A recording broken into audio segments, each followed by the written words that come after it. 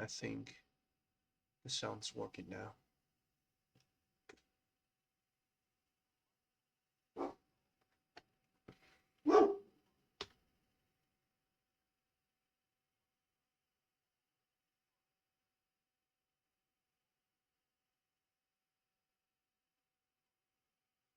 Why do I have the wrist?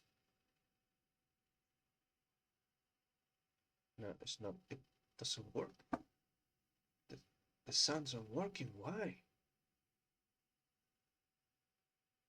It's capturing it.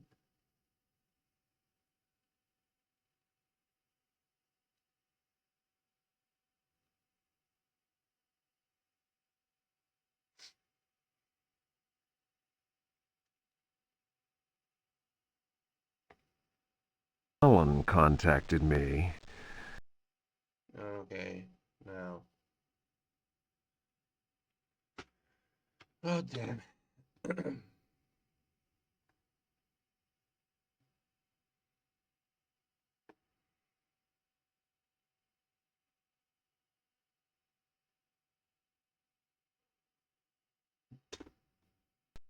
On my door, a dull brass plate says Private Detective. The few friends I have call me Carnby. The others call me the Reptile. I don't care to think what my banker calls me. These days, I leave my letters unopened. Bills and threats to send in the receivers just ruin my day. When an antique dealer called Gloria Allen contacted me, I slipped into my best shirt, holstered my .38, and got to her shop as fast as I could. I was expecting something sordid. Blackmail, probably. Boy, was I wrong. What I was asked to do was visit a property called Dersetto and find a piano in the loft. It was an old piano with secret drawers. The kind people who buy stuff in antique stores go crazy over. The Dersetto house is supposed to be piled high with classy junk. Furniture, books, paintings. It looked like whoever owned Dersetto was about to get cleaned out. I was going to bring up the subject of money when Gloria Allen handed me $150 and a key. I kept myself from grinning at the thought of my banker's surprise. He doesn't like his victims getting away. I looked over a copy of the police report. The former owner of Dersetto, a guy called J. Hartwood, had hanged himself in the loft. The coroner concluded it was a clear-cut case of suicide.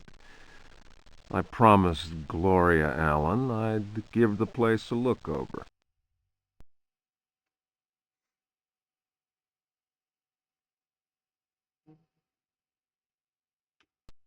My report will be ready in a couple of days. I've been reading up on the history of the old house. It's the kind of place ghosts run away from in terror. Grisly murders, curses, lunacy. Luckily, devil worship makes me smile, so this is my idea of a paid vacation. And here we go.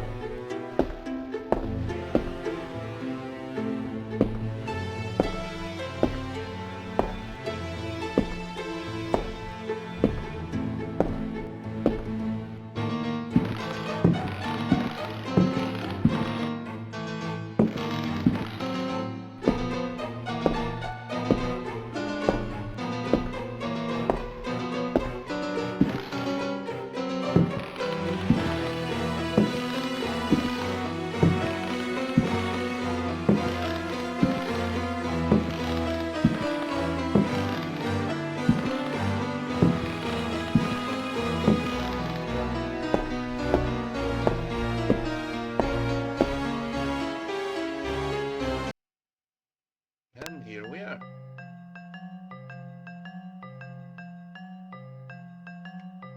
Need to be quick.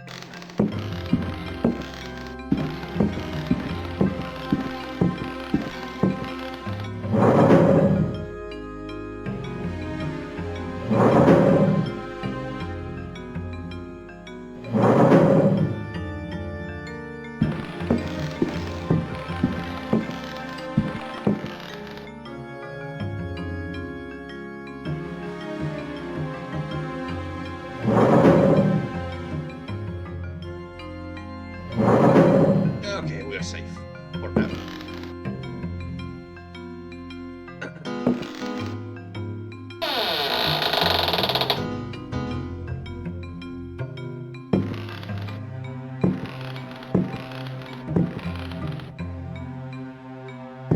Running in this game is not easy.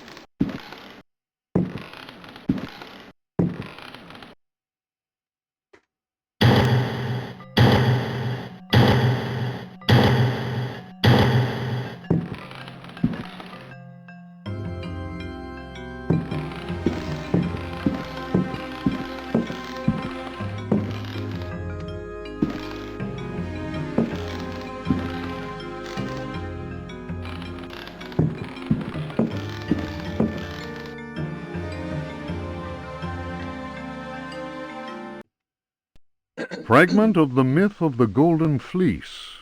Translation Edouard de Villeban. Hesperides Publications. Then Perseus came across Ichios, who had been turned into stone. He spoke to his companions and said, "Beware of the Medusa.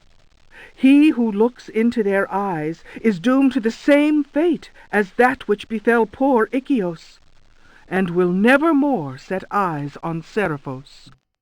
"Must we go blindfolded?" asked Eumolpus. "Take up your bronze shields and polish them until they flash in the sun," answered Perseus. "Fill your hearts with courage. May Artemis guide us as though we were an arrow from her quiver." But Eumolpus was not satisfied. "Why do that, Perseus? Is 3 inches of sharpened metal not enough to destroy these accursed creatures?" Then Perseus drew his sword, which shone and glittered in the sun, and with it he dazzled Eumolpus. "Now what can you see?" the companions of Zeus' sons laughed. "Let us set to work, so that our shields may shine like mirrors." Here, extract from the bottom plate. We're gonna get it out.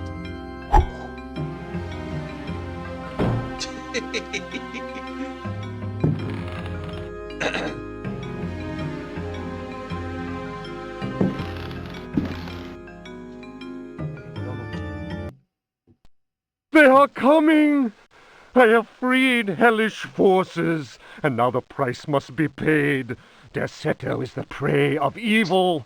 The sun has set. They will find my body, but will not have my soul. I can imagine the master's fury and the terror in the hearts of his slaves. I hear their footsteps. Some may understand what I have done. May God forgive me. Farewell, Jeremy Hartwood. Oh, toma.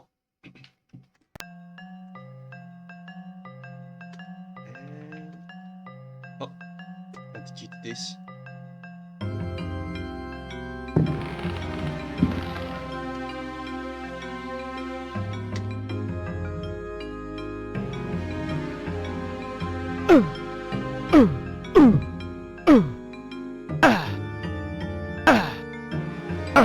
Oh, no headbutt?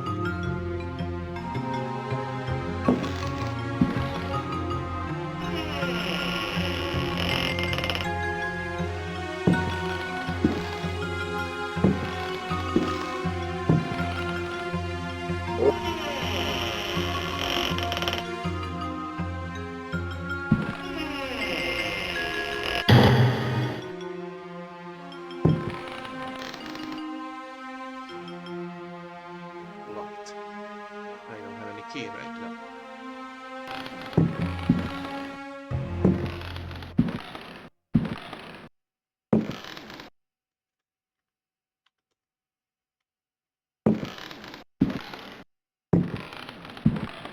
Usually when the music stops, it's not a good sign.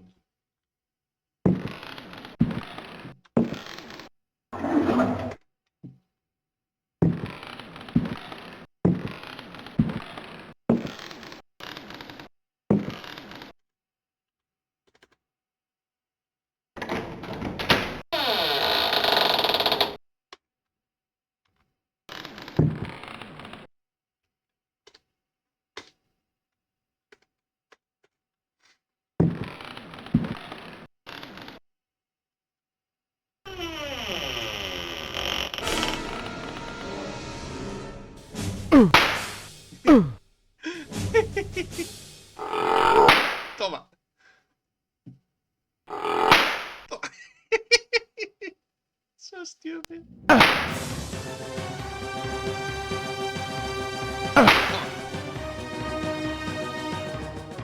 Take this. No. Take this. Yeah. Oh.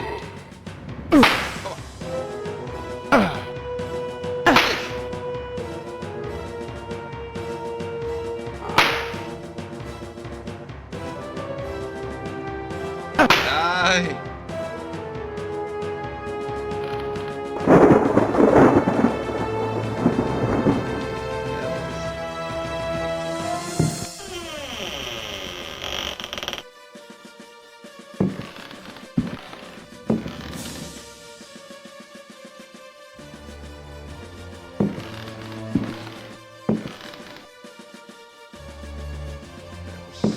Yeah, right.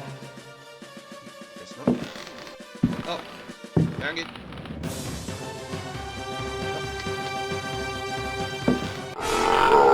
Yeah. Hi. Hi.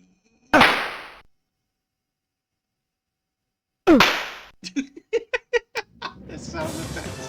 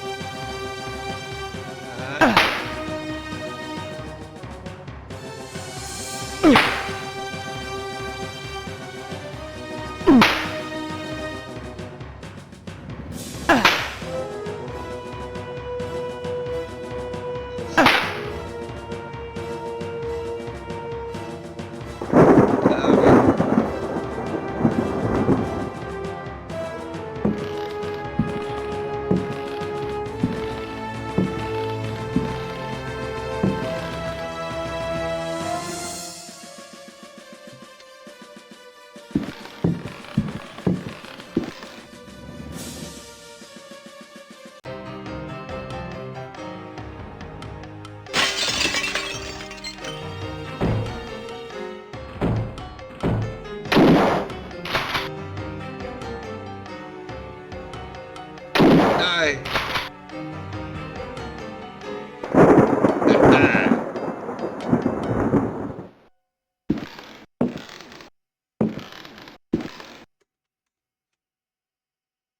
It's locked. Yes, I think I remember this.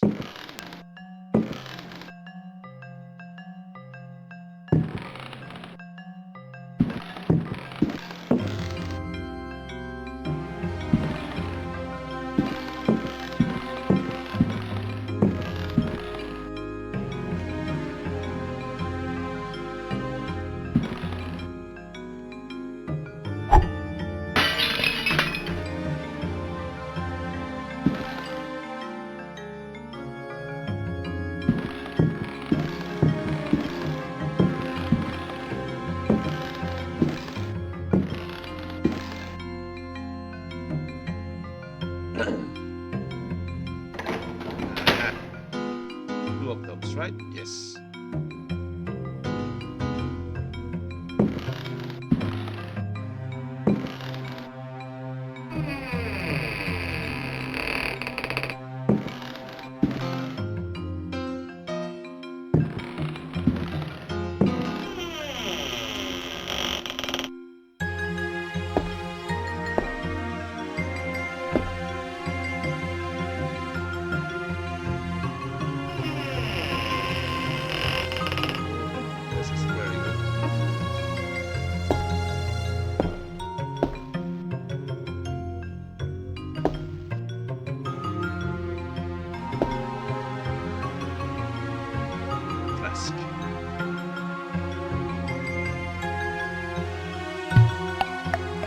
are the bringers basically of this game. Check quickly how the volume is. Hello, hello, hello. Okay.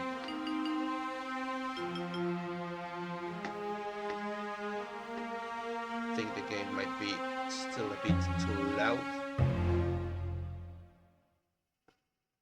Okay, now you should be able to hear me without any problem. Throw. Throw.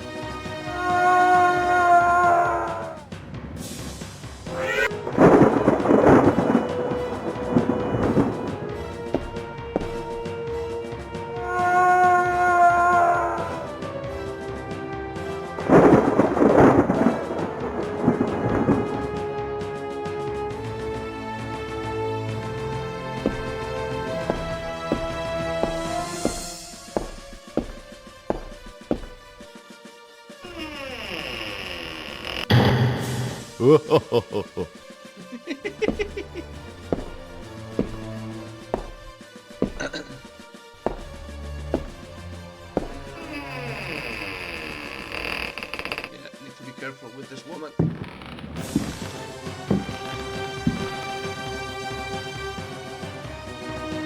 If you touch her, it's an instant death.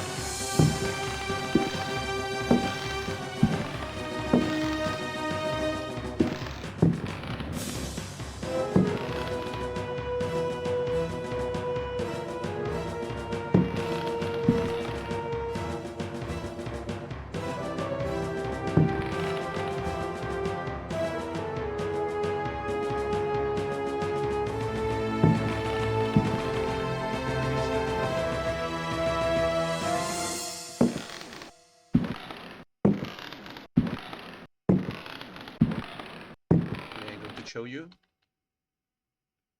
that this is basically, if you touch her, she turns into a ball and follows you the entire game.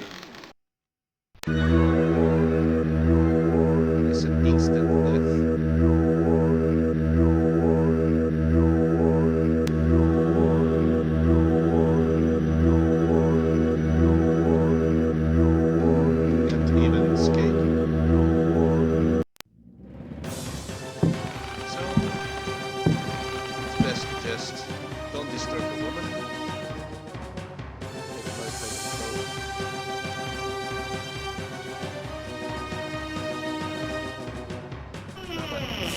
This side, I think is... I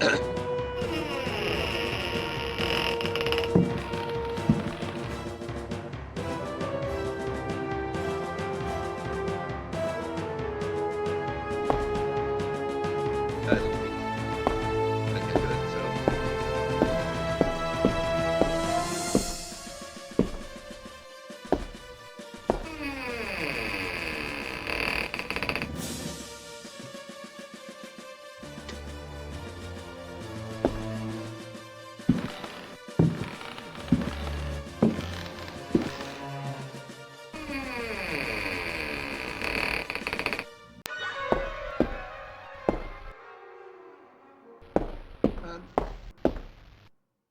Whew.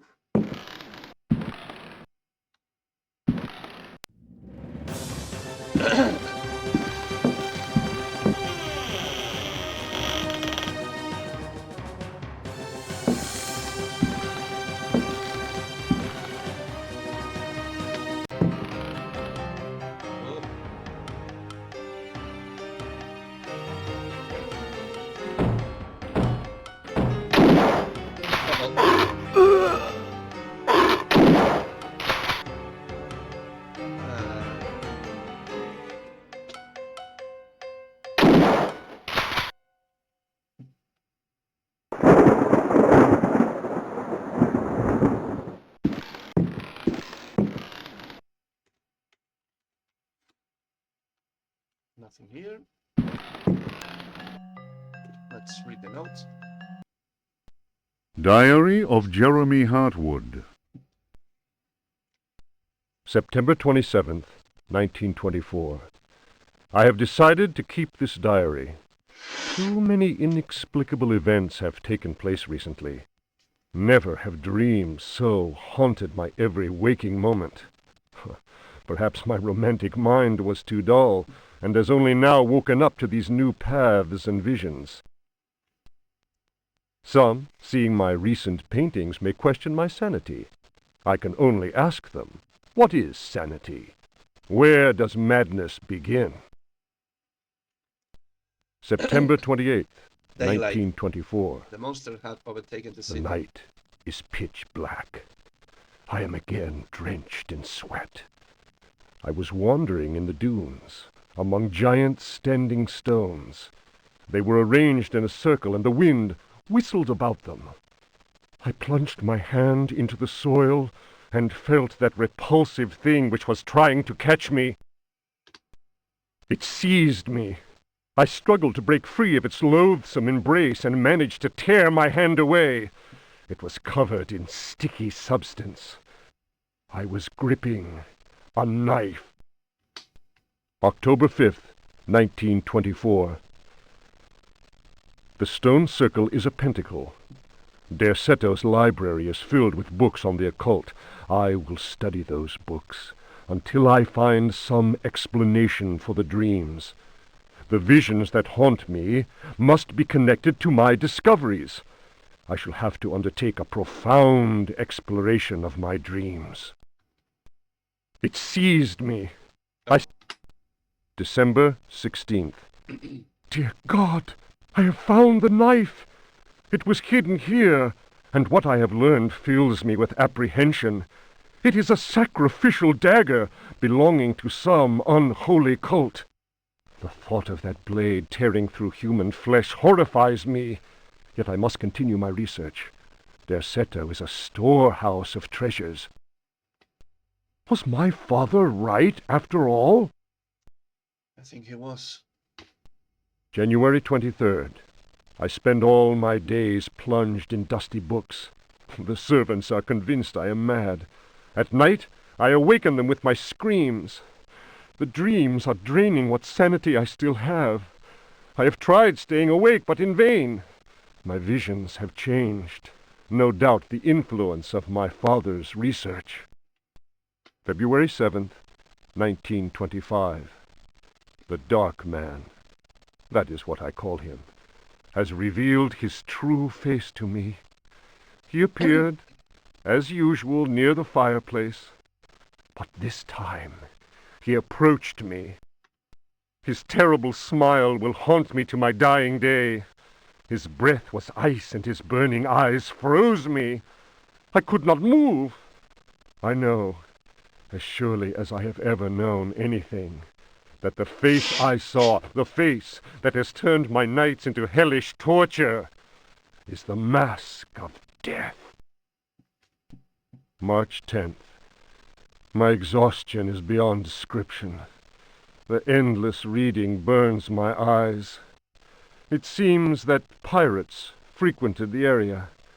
Dr. Herbert insists I keep to my bed. I have moved to another bedroom and sleep much better now. The Dark Man has not gone, however. I know it. He will wait for as long as he must. Unless I, Jeremy Hartwood, can find a way to send him back to whatever hell he comes from.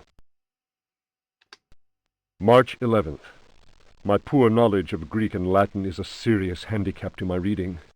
I have, nevertheless, made a great step forward. I drew the symbol on the floor. He can no longer go there. I want him to understand that I can do the same thing in my bedroom. I can imagine his rage and frustration. Only last night he found his way back into my dreams. March 13th. The translation will seriously dent what money I have left. I cannot paint. My pictures are clearly the work of a lunatic. The collector Thornhill's embarrassed smile was proof of that. March 29th. He has come back. He found the door to my dreams. I am too weary to attempt any defense. I have no strength left to fight, and he knows it. He considers me dead already. Could I possibly? March 30th. How ironic! The cave my father sought for so many years is here, beneath the house. Waits. The butler discovered a crack in the cellar wall. A breeze blows in through it, icy and repugnant. I am filled with horror at the thought of my father dying in this place. I will carry to my grave the vision of his face contorted in the agony of that fatal heart attack. His body was twisted. He had wept. His fingernails were torn and bloody from scrabbling at the floor. Dr. Gray concluded that death had been due to a heart attack.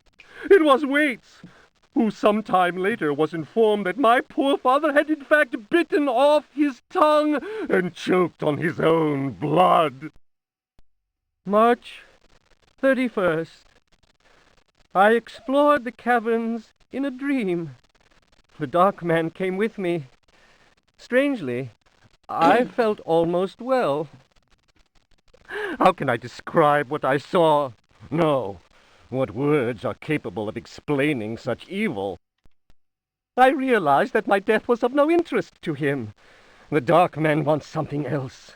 He seeks a body. His avid servants are now free. I am the cause. It is almost funny. A curse is on Derceto. From the foundations to the very rooftop.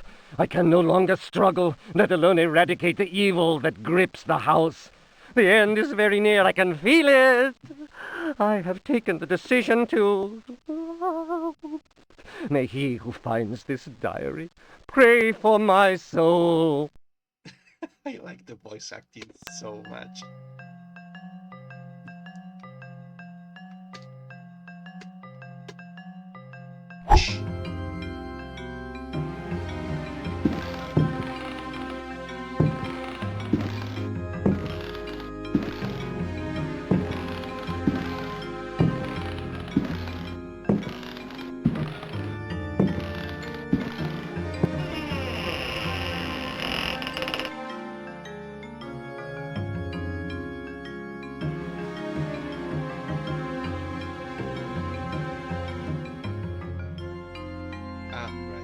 Matchbox, right?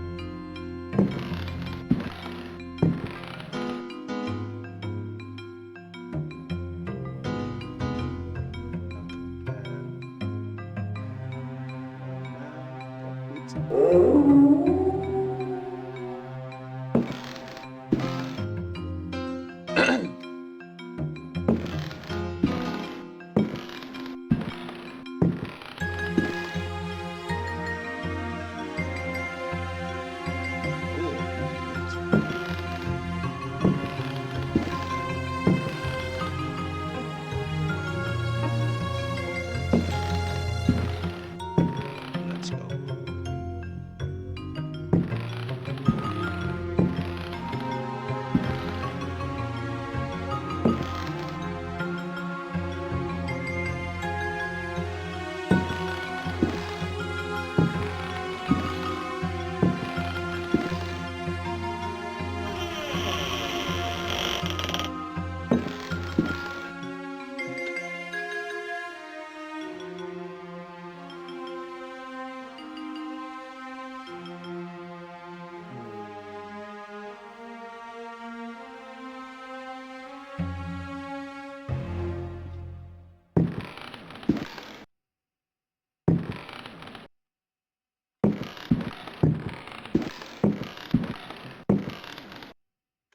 Can I throw the key of the desert key? Yes. I can't. Let's drop it here.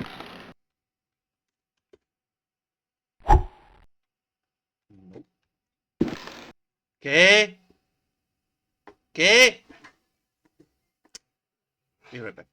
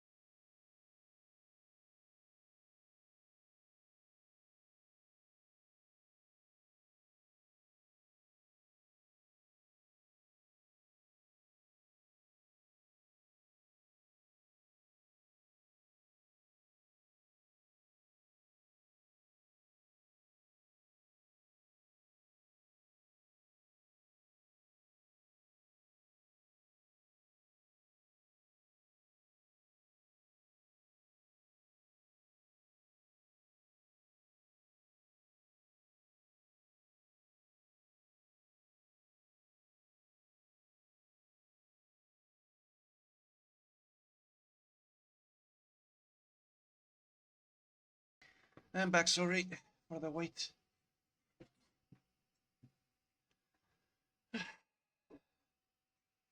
Cats are fighting outside. Aye.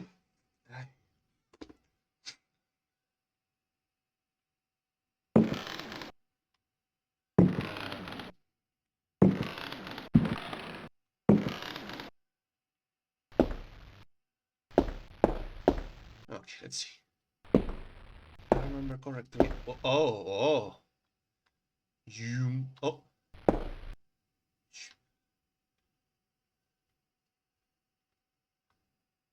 Ha! I can. Nah. That's probably the emulator. Yeah, let's see here. Throw. Yeah. Didn't throw it properly.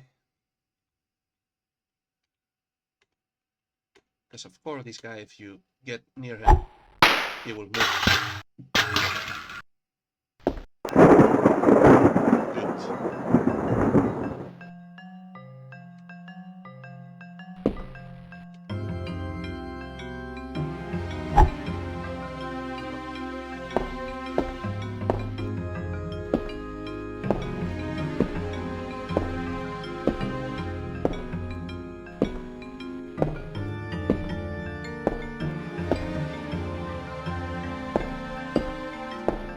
Para ya ponerte alcance la pantalla, ¿no?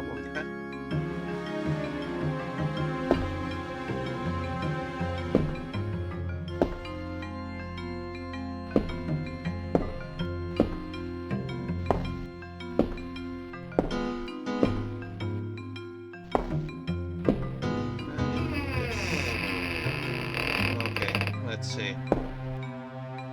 This is a bit hard.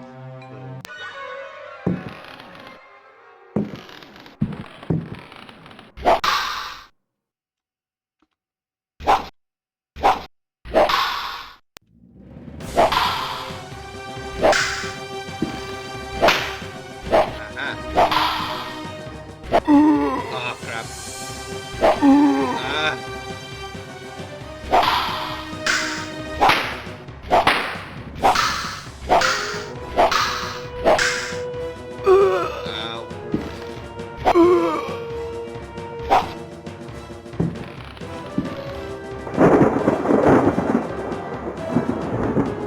Wow.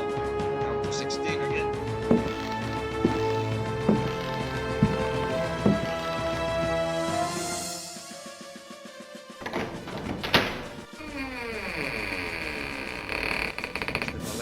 Right? Yeah.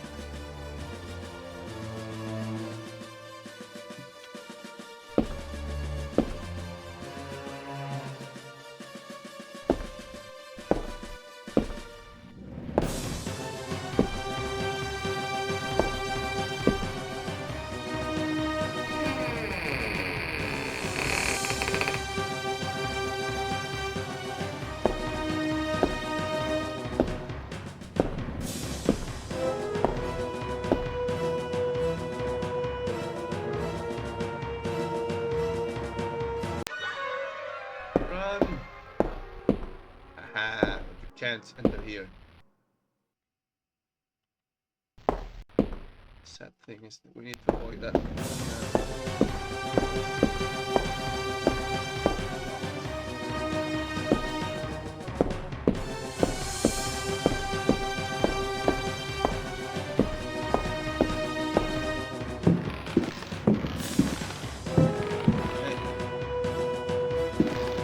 I see it.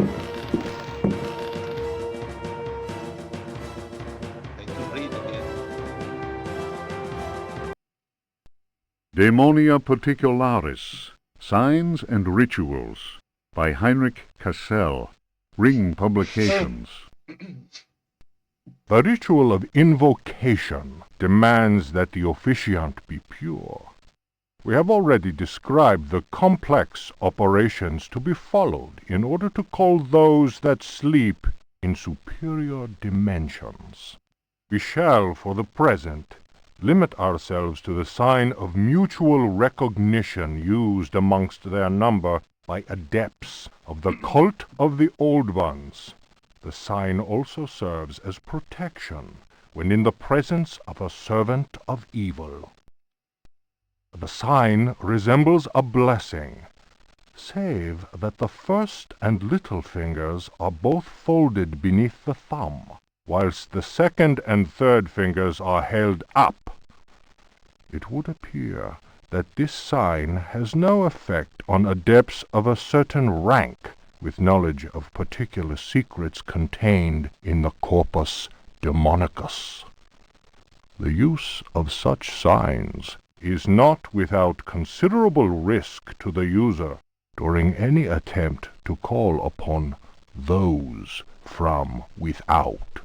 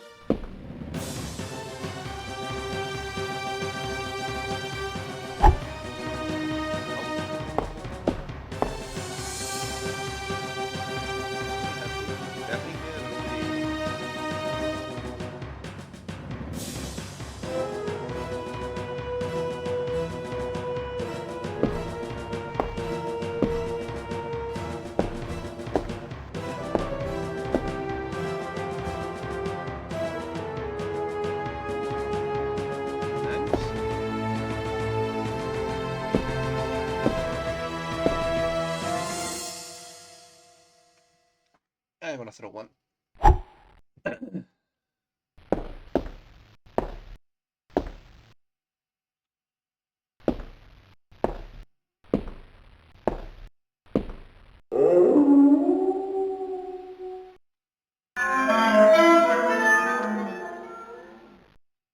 Matchbox.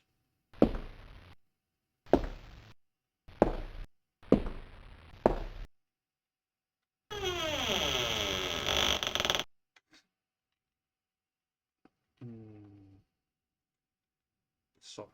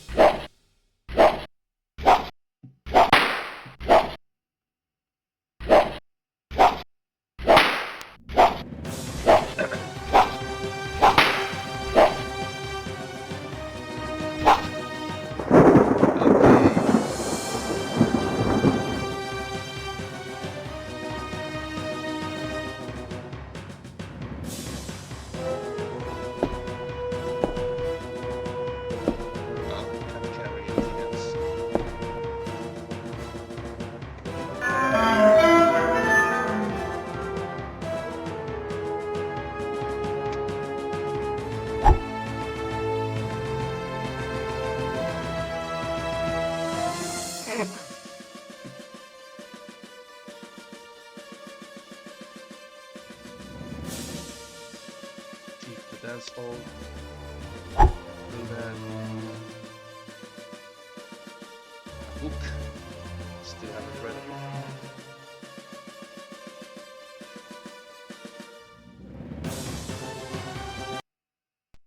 A Brightness from Afar by Lord Boleskine, an account of his celebrated voyage to New England, 1824, Alistair Publications, Cambridge. Following a splendid journey, the sunny harbour came into sight. The locals were much impressed with one's arrival in their midst. One had time to sketch several of them and notice signs of degeneracy. Some children showed one their queer hands that would inspire uneasiness. Upon the promise of a few coins, a child is undertaken to reveal to one a most prodigious phenomenon of a natural order. One admits to being skeptical as to the prodigiousness of the marvel, whatever it may be. Indeed, one suspects it to be little more than an evening stroll to some charming wooden hut situated in the forest hereabouts. One will nonetheless go, for it is always well to submit to such local enthusiasms. One admits to being somewhat flabbergasted. The Milky Way shone like the fires of the apocalypse from the inky celestial vault. Certain distant stars, normally invisible to the naked eye, were clearly visible, glittering indeed with a strange intensity. The heavy clouds that had settled above the village had no hold over that place. It would be pointless to offer here the names of the constellations one perceived in utter clarity. Apart from the interminable length of such a list, one might conceivably risk being charged with exaggeration. The cross cast its shadow on the ground. The sea in the distance was dead calm. Tonight, one will return to that spot and draw those stars. Tomorrow night, one will at last see Halley's comet in all its brilliance. The youngster will carry torches, despite one's developed sense of direction. Honed by years of travel, one feels incapable of finding one's way through the dark forest unaided. The drawings will, one is convinced, set light to the souls of men. Such a moon! One lost count of the craters, so sharply was their definition. Loath as one is to seem excessive in one's appraisal, one cannot but feel that the forest clearing is indeed a place outside the common laws of time and space. Surely it is not an hallucination. How strange to consider that idle conversation, some research in the British Museum, and a voyage to this backward village should culminate in so astounding a discovery.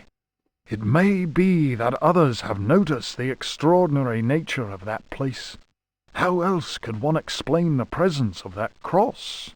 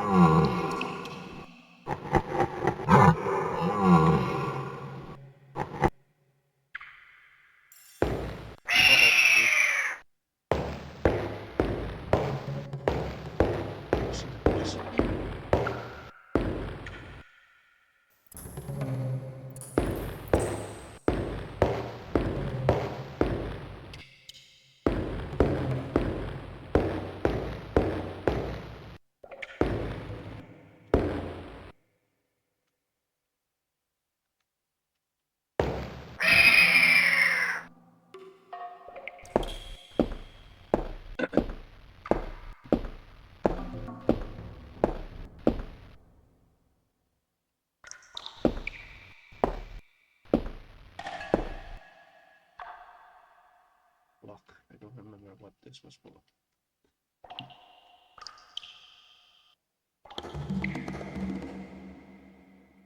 But I remember this, so...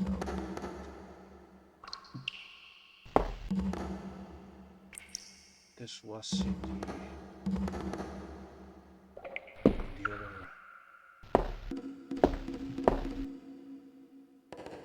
Yeah, this was in the other floor, I think.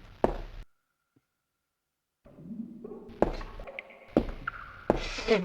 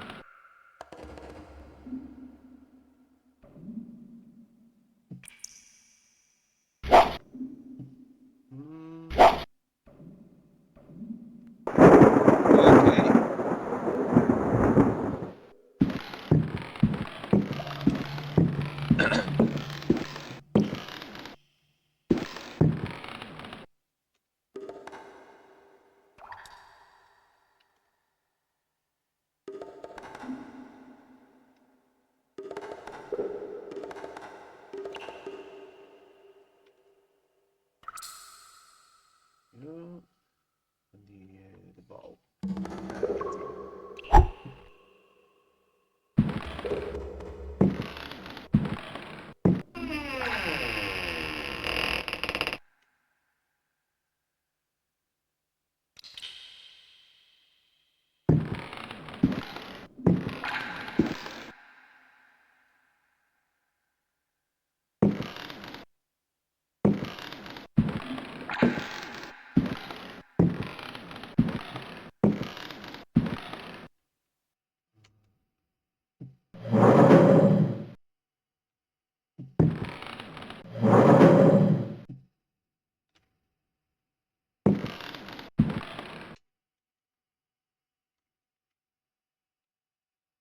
Key, parchment.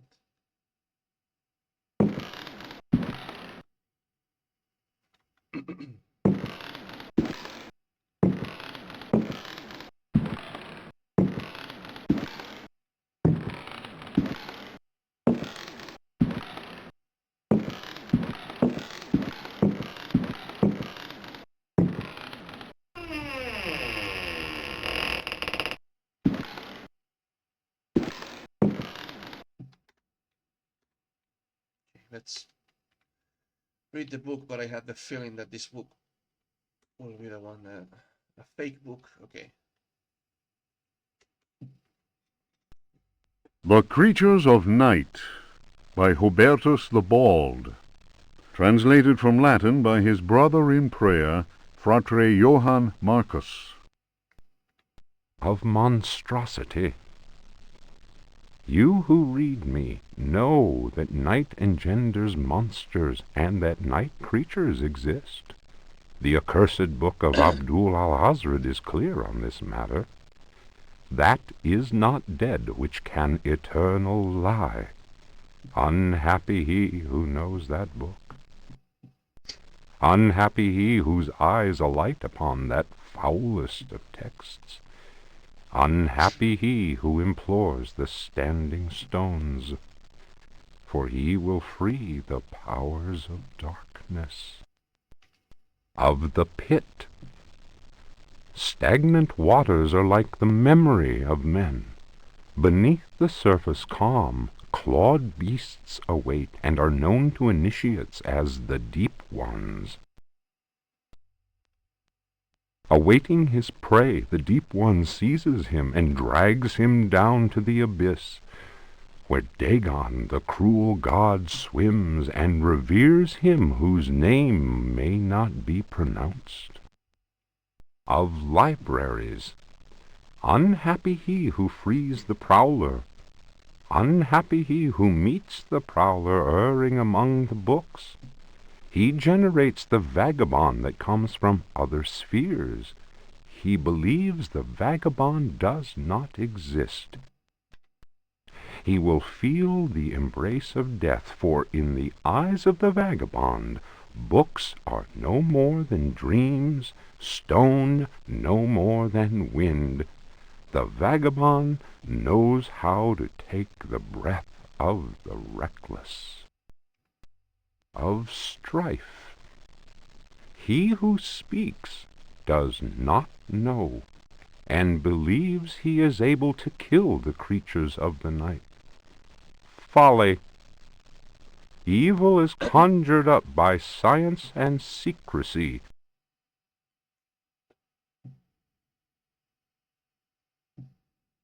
Oh well. I guess the game doesn't know how to pronounce that. He who prowls among books will Okay. He who prowls among books will perish by the blade.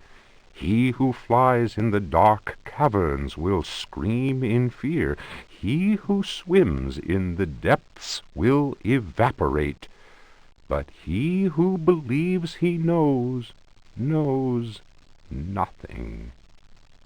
He who knows says nothing. Of death. There are domains more terrible than death. That is not dead which can eternal lie. Each creature is conjured up and is not dead, but returns to the origins. A monster, a science. Steel kills the vagabond who never dies. Translator's note. Here ends the manuscript of Hubertus, who died in the library of the convent of Teruel in the year of our Lord 1666. 666. Requiescat in pace. Yes, got in touch.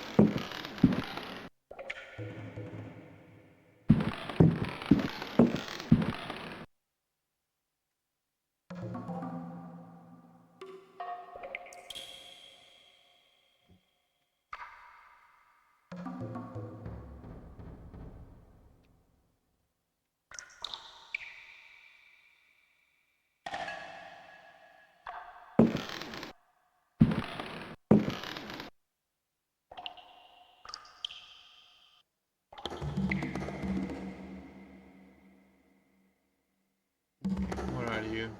Yep.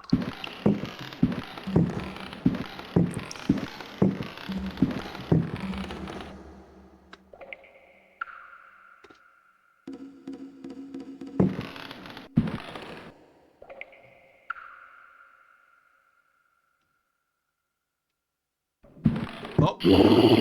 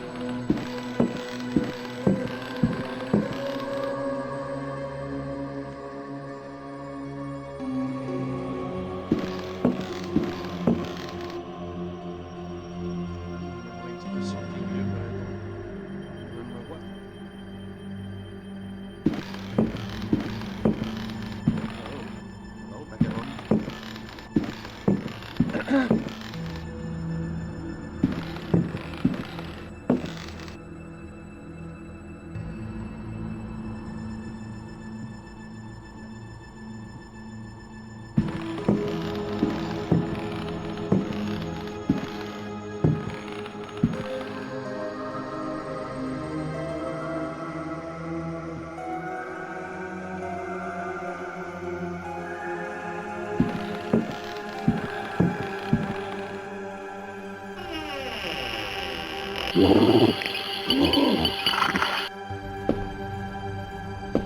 he still be there? Yes.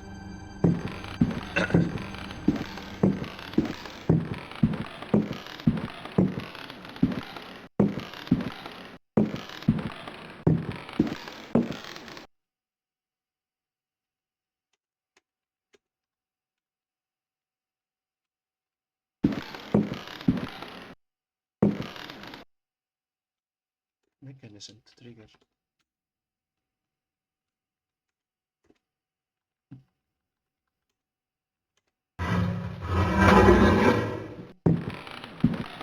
Ooh.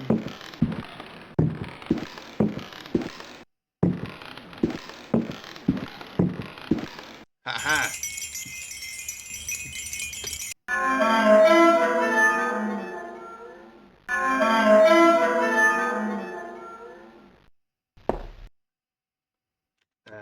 Such. It was this one, right? Cannot carry things. Whoa, too many stuff. I think it was this one. Yeah.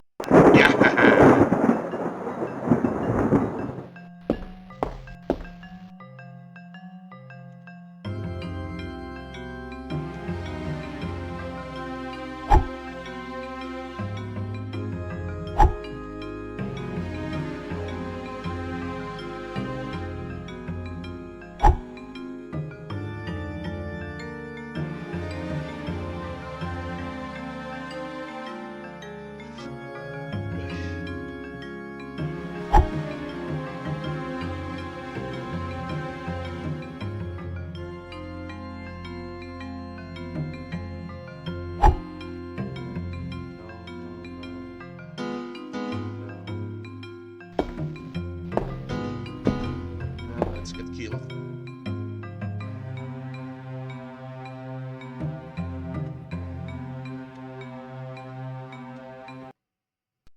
The Book of Yael, Signs of Stone, Eucharistic Rituals of Forbidden Cults. Texts collated by Monsignor Vacher, legate in the Curia of the Vatican. Numerous devilish cults speak of monstrous creatures called the Old Ones. These supernatural beings are believed to be possessed of powers equivalent to those of the gods of antique religions. Adepts of such cults refer to forbidden literature in order to cause these frightful entities to appear before them. What serious student of folk myths has not come across the names of Cthulhu and Shub-Niggurath? It must be said that these creatures wield tremendous power and are difficult to control once they have been unleashed into the world. Those who serve He who goes in shadows protect themselves with signs of stone, carved into the walls of houses or engraved on various objects. For those misguided servants of evil, the best protection appears to be that afforded by the sign of the most ancient gods, engraved in Manar stone, a heavy material said to be disagreeable to the touch. The sinful practices of those who fall into such errors can only lead to the darkest of despair, and are a mortal danger to the soul. Such monsters as those invoked by these foolhardy individuals are engendered when reason drops its guard. Man is easily tempted into perversion. It is why we must forever remain alert and renounce Satan with each breath we take. His ways are infinite in number.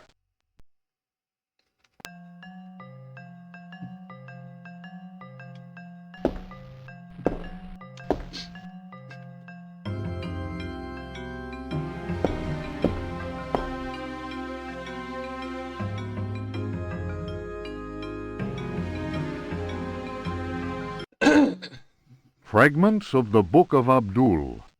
In the antique city of dead Relia, Cthulhu dreams and waits.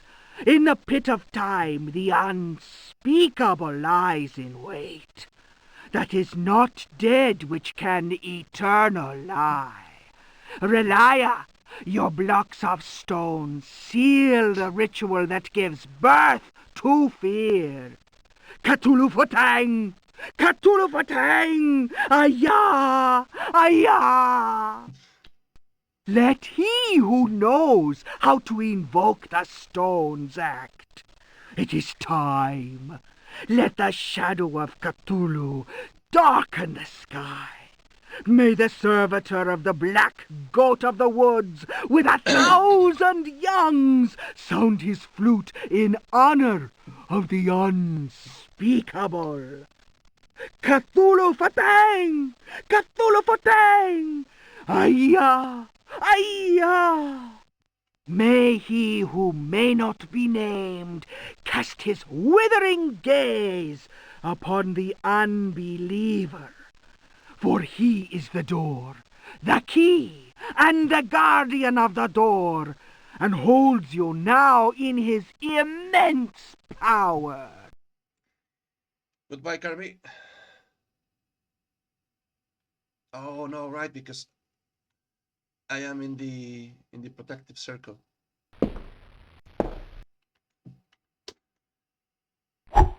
So this cursed book.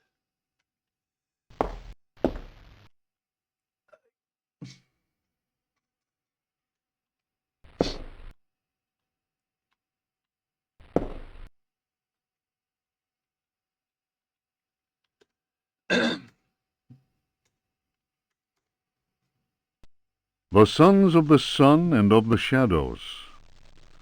Lieutenant Lope de Vega's account of his astounding travels to the land of the Aztecs. Holy Christ! Cried Captain Cortes, astonished by the strange rite we beheld. We found the savages half naked. They were throwing balls of silver and gold at each other. They laughed as if demented, clearly maddened by some heathen drug. And yet, should one of them fail to catch the ball thrown in his direction, the poor devil was seized and dragged off to be sacrificed in their temple.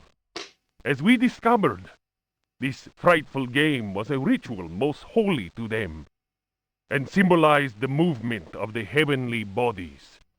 The dropping of a ball foretold a catastrophe. That is what the Aztecs believed, in their godless ignorance. Their countless deities could only be appeased through endless human sacrifices. The victim's heart, which was still beating, lay in the hand of the murderous priest. The interior of the temple was surprisingly cool. The weight of our armor, our exhaustion, even the burden of our suffering, they were all banished by a sense of awe that the crudely magnificent altar instilled. In the tomb-like silence, a deep voice chanted an incantation. The majestic statue of the water goddess, Chalchihuitlicue, seemed to throb with vitality. This massive stone, draped in a golden cloak and studded with precious stones, was coming to life before our very eyes. Horror of horrors! The granite eyes of the statue, empty of life only moments before, were now injected with blood. We staggered back in amazement. Dom Jose was taken by a fit of convulsions. He tried to raise up his crucifix, as if to ward off an attack by demons. The heathen priest laughed cruelly. The statue's mouth cracked open in a deathly grin, bearing teeth sharpened to dagger points. Captain Cortez cried, "Attack!" But it was no use. We were glued to the spot. First, we were unable to move. Our armor seemed to be bolted to the temple floor. Our legs weakened, and we collapsed in a thunder of steel. Only Cortez had the presence of mind to unsheath his dagger. He hurled it at the cackling priest. 4 inches of the finest Toledo steel buried itself in the heathen's face. His blood spurted, splashing the now lifeless idol. We picked ourselves up with difficulty. Never will I forget that terrible moment.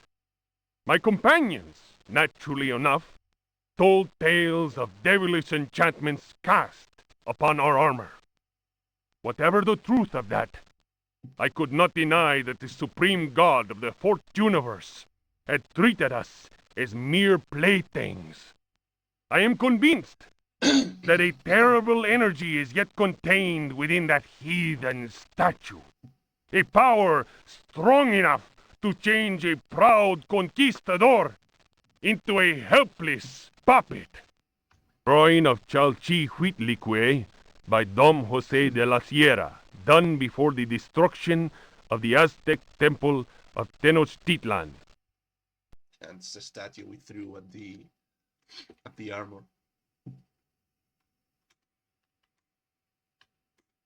Okay, another burlesque books. Oh, okay. There you go.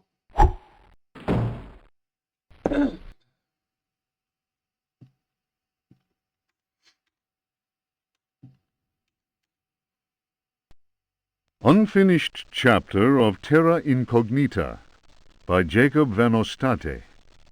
A hitherto unpublished fragment of the manuscript unearthed following indications furnished in the Vatican Library's Expurgatory Index. In those icy and unwelcoming lands, the rites of wizards and healers are deeply rooted in ancient legend. Mysterious and cruel beings are thought to have ruled over the Arctic plains in times past. A cursed city, enclosed by massive walls, is believed to stand to this day. It contains fabulous treasures and is inhabited by the degenerate descendants of those who instilled centuries of terror in the hearts of the people. These people, naturally placid, are seized with rage and horror at the very mention of the prisoners of the ice. Were these dreadful captives to be freed from their frozen cells, they would reap a horrifying tribute of human flesh. These blood-curdling beings may be invoked by certain ritual words. They can even be controlled, albeit with the greatest of difficulty. I admit to being impressed by these tales, repeated to me on many occasions and in a number of different places during my travels in the region. I have also seen troubling cult objects, sculpted in a material unknown to me. Another remarkable fact is that local Eskimos experience great distaste in pronouncing certain words, and invariably avoid saying them. Here is a living example of the power that words contain.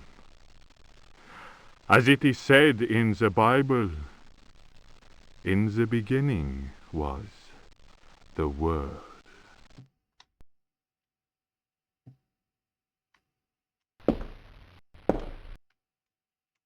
Terra incognita. No.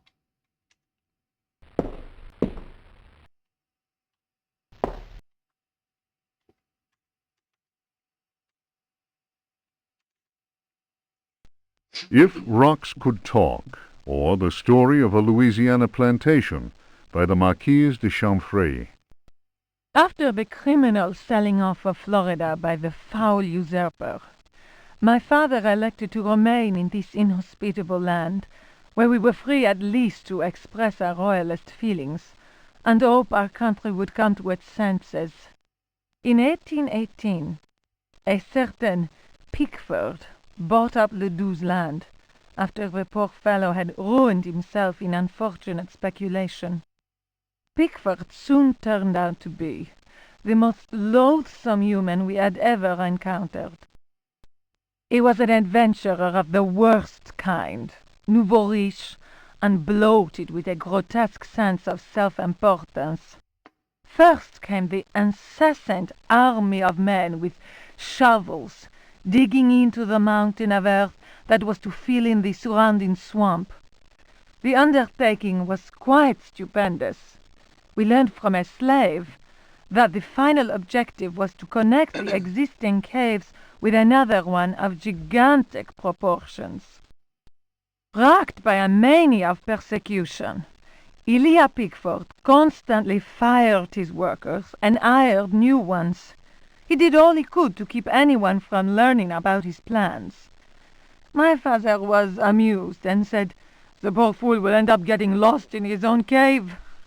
The walls went up, and tongues started wagging. Our detestable neighbor had been a sailor, a ruffian grown rich on questionable trade. Distasteful stories were told of him.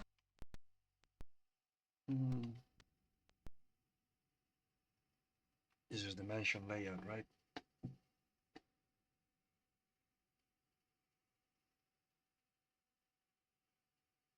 This is the kitchen. This is the, I don't know how to say in English, the place where you eat. That's not the kitchen, but this is the dancing room. This is the spider room. When the work was finished, Pickford invited us to the opening of his rambling mansion, which he named Derceto. My father asked what the strange name meant. Pickford answered, "Derceto reminds me of Astarte, the fertility goddess. Around here, the name is Shub-Niggurath. I believe that a name so steeped in evil should be said aloud came as not such a shock to my father, as he himself confided in me some while later. We left immediately." In June of 1862, Derceto was burned down in unexplained circumstances. It was undoubtedly the deed of some jealous Yankee or another. It was amazing to watch the servants rushing into the flames to try and save their bullet-riddled master. After that terrible night, Derceto fell into ruin. Its blackened walls were soon overgrown, as human-built works always are, by ever-present nature. In 1875, the property was eventually bought by a gentleman whose name was Howard Hartwood. I was sorry that my father, who delighted in fine conversation, was no longer alive to enjoy the company of this new neighbor. Learned and well-versed in history, he had made a particular study of piracy. It was Hartwood who told me that Pickford had commanded a ship that flew the flag of piracy. That explained the scoundrel's great wealth. Hartwood was fascinated by Pickford and undertook a great deal of research in an attempt to find some treasures that he was convinced the pirate had hidden. He went through the ruins inch by inch. He then had the burnt-out house rebuilt exactly as it had been, and refurbished the library that had miraculously escaped the flames on the night of the Great Fire. Artwood set about studying every volume in that library, and often talked to me of his research. He was a handsome widower, deeply attached to his son Jeremy, who was later to become a professional artist. Artwood worked incessantly, first from the room I offered him, then from his own freshly restored home, which he rebaptized Derceto. I imagine he hoped to enlist the help of the god of good fortune in his treasure hunt. As far as I have ever been able to tell, all his searching came to nothing. There were no lost treasure to be found at Derceto. I learned of Artwood's death while I was in Paris. But that, as they say, is another story.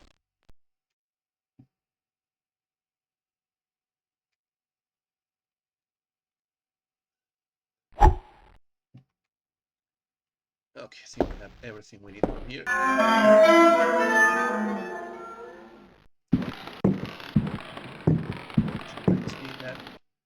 Need to take this and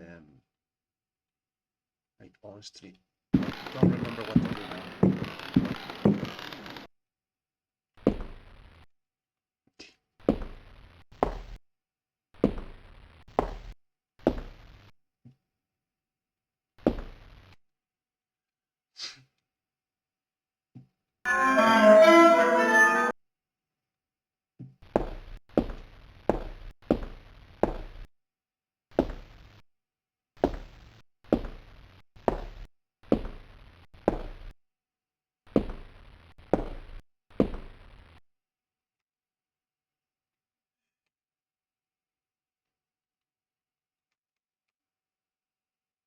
Doesn't really let. Okay, so it's not the lamp then. Pot of soup.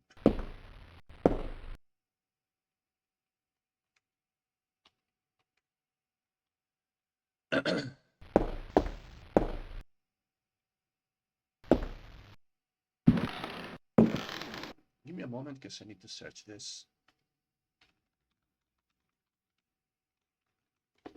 Because I want to do it properly for once.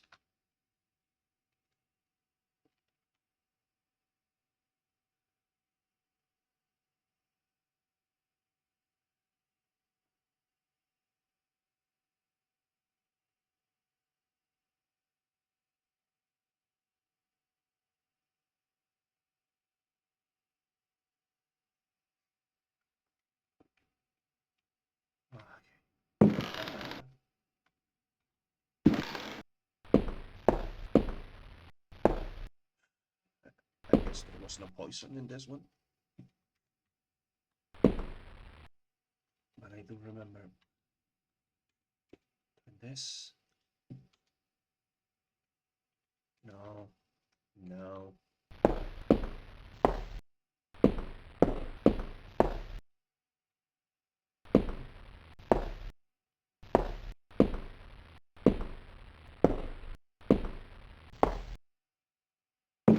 Let's see if I can do this properly for once.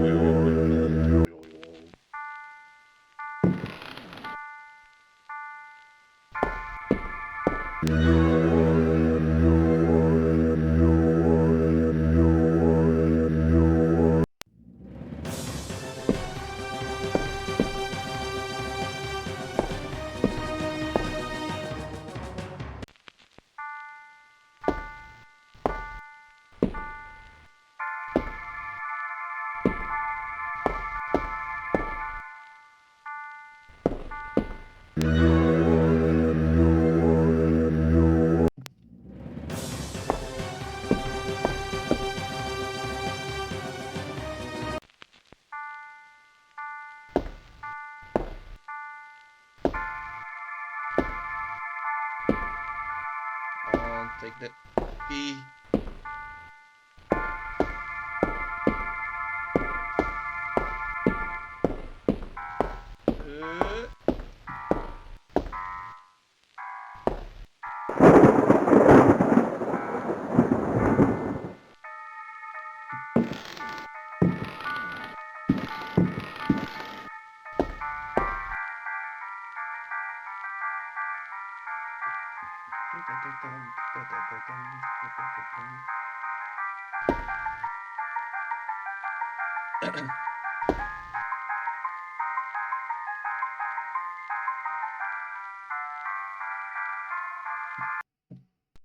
The Tale of Captain J.W. Norton of the Army of the Union.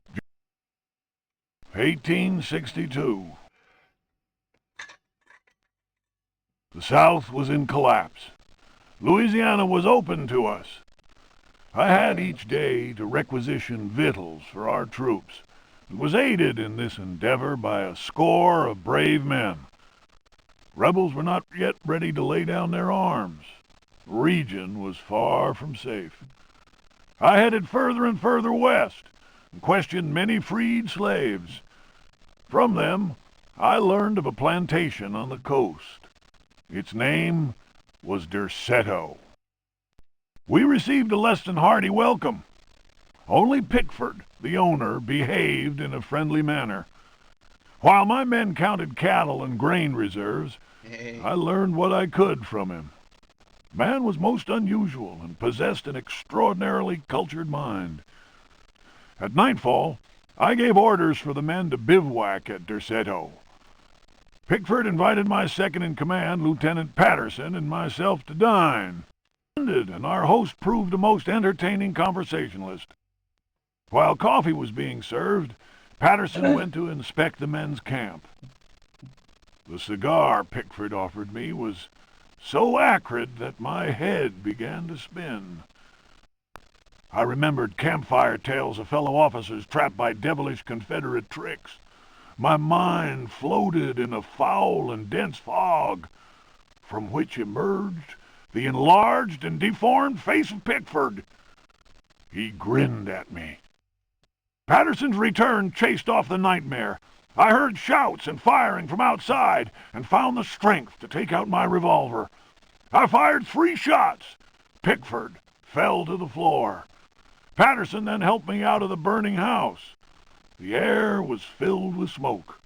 We resembled a company in disorderly retreat. I saw slaves leaping into the flames of that inferno.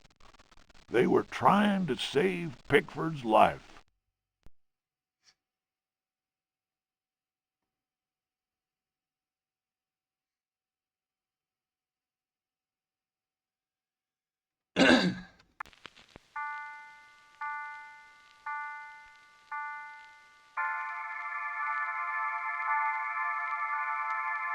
Push.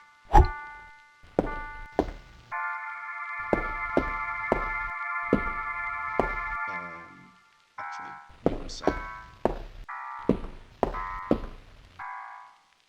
You know you can use the jug of water to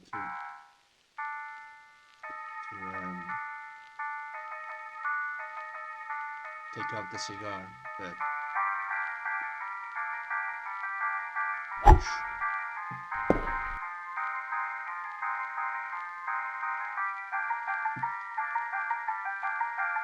Push.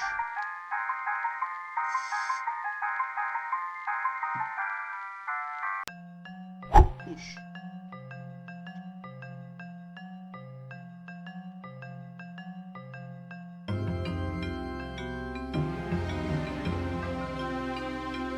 Eating bullets.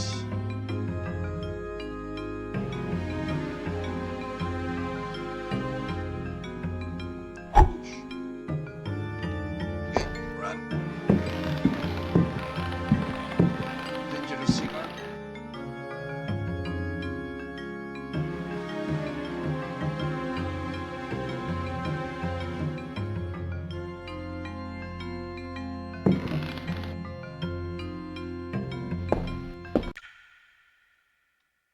Okay, I mean, I already know that.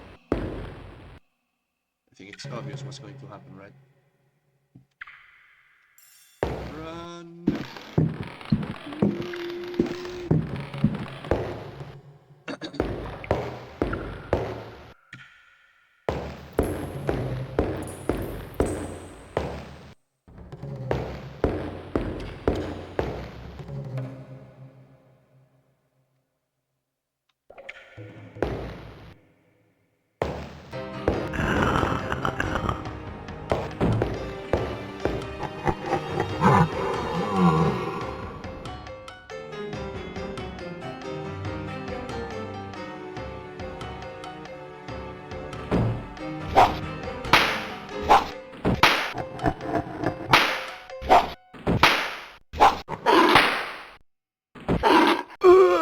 No.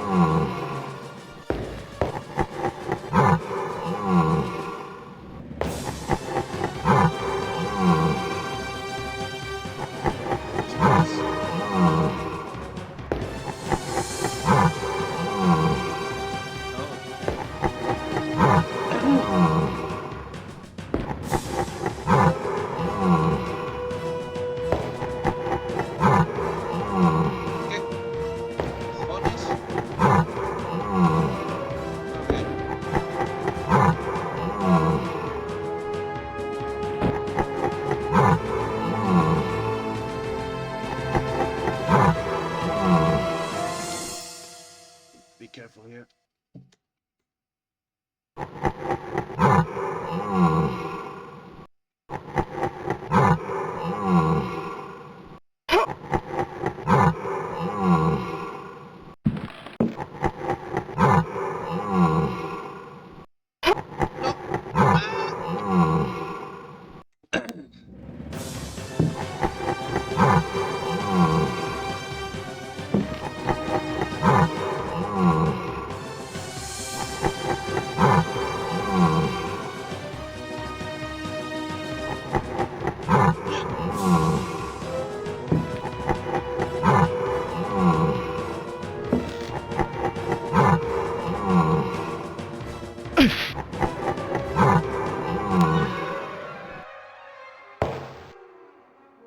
¿Cómo?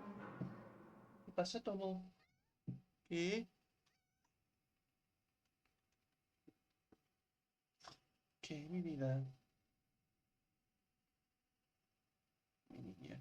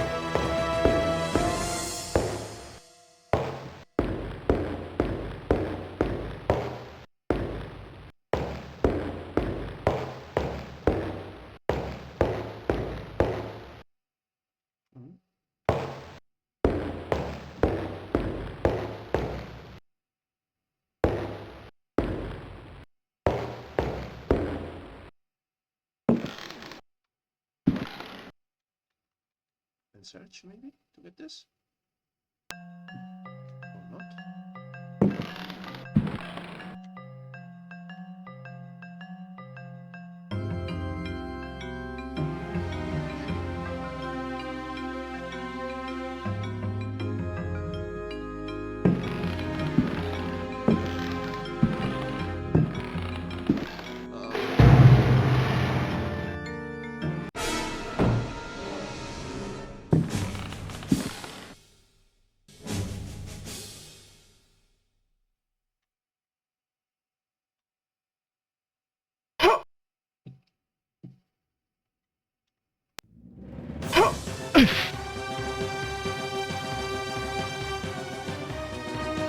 This bit.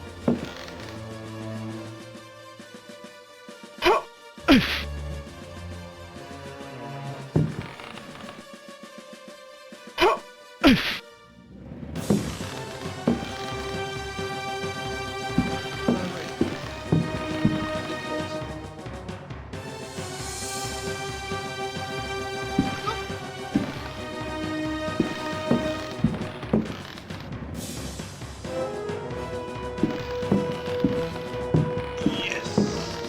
Okay, let's see.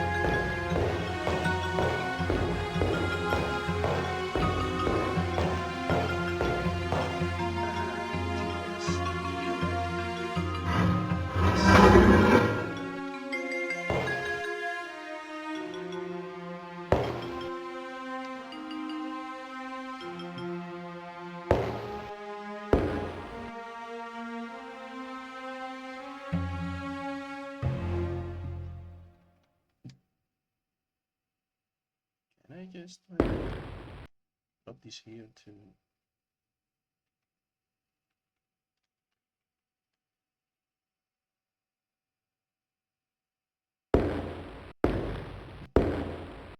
We'll have more ammunition, right?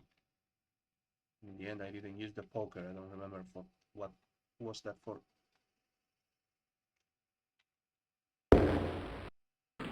Okay. Time to do the super hard final boss.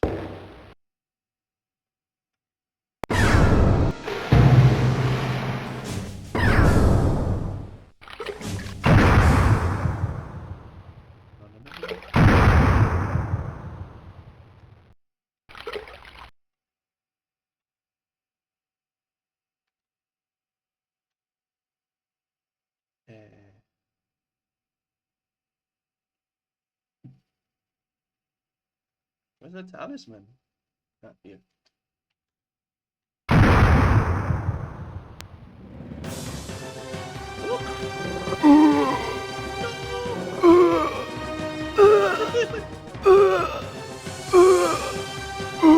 Stand up.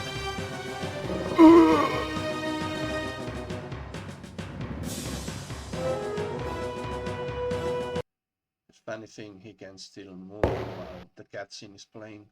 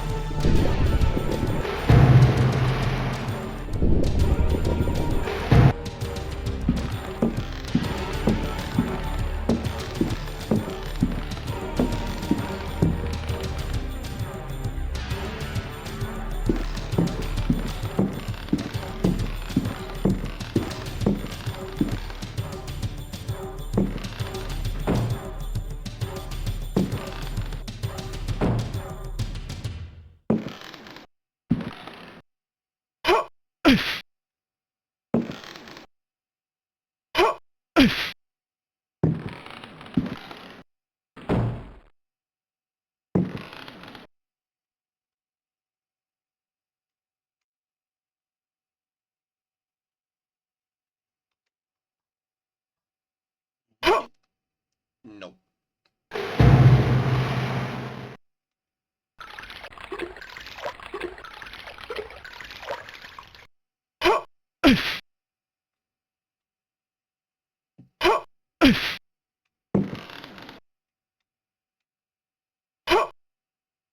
Yes. Okay.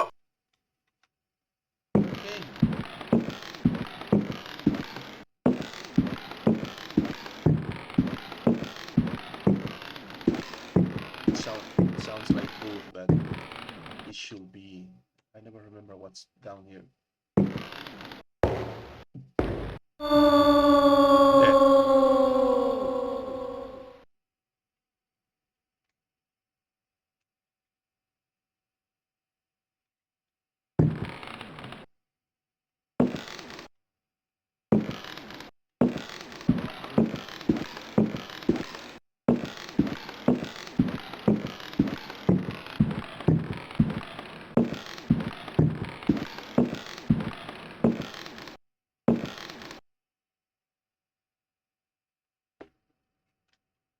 Can't I like just drop here and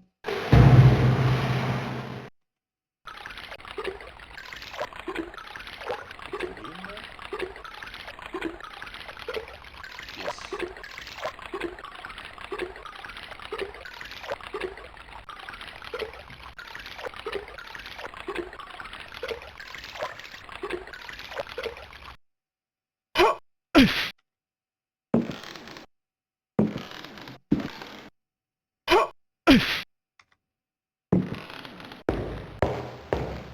No, it was over here. Or no. No, it was over here. Run.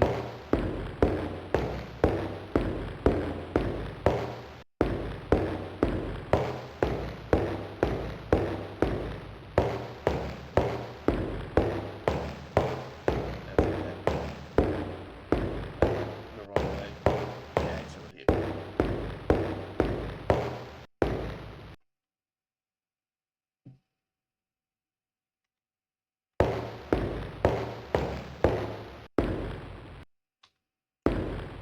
It's surprisingly hard to run in this game.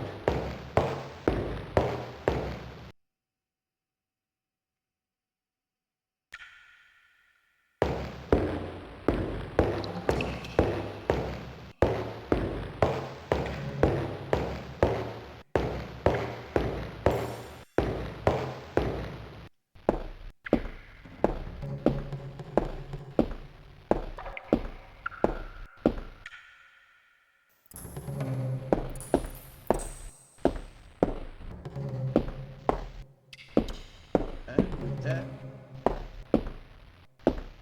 we have actually finished the game in less than 2 hours.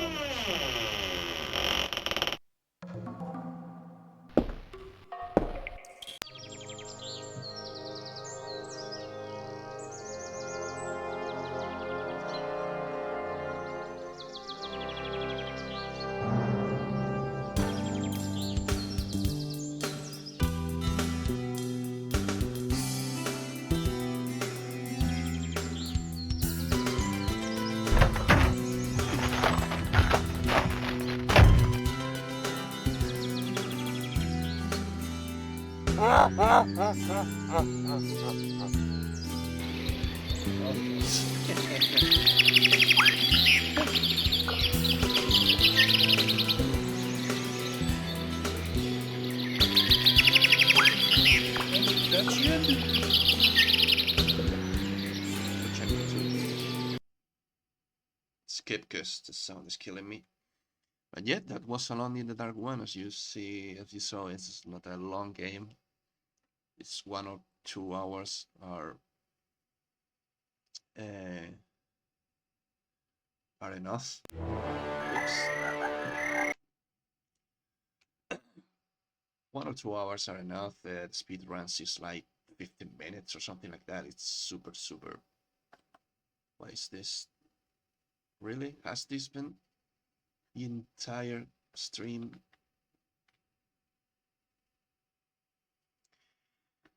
Why can't I do one normal stream where everything works?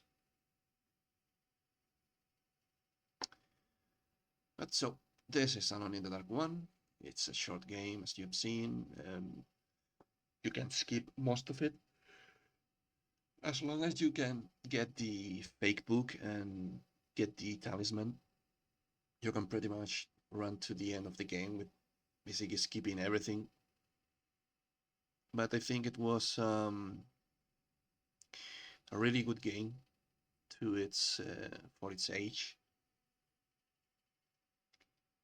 And I think it deserves some praise and some recognition even nowadays. But yeah, I know I haven't spoken much in this one because I felt like the voiceover with the readings. Sorry, it's a bit late. The voiceover with the readings were enough, so might might have been a little more like a almost like a no commentary playthrough. But I hope you liked it as much as I do, even though it's old as hell. But it's a good game, and knowing where we are going with Requiem, I think it deserves a bit of praise, a bit of recognition to know where survival horror games came from. So, and to whoever asked, no, I'm not playing the second one, nor the third one. I really, really dislike the second one. It's super cheesy, unnecessarily cheesy. I mean, it's if you take it as an action game, it's decent, even though the stunlock. If you see you've seen the frogman's stunlocking me in this game, this playthrough. The second game, it's like everything stunlocks you. Boundless drunk. No, thank you.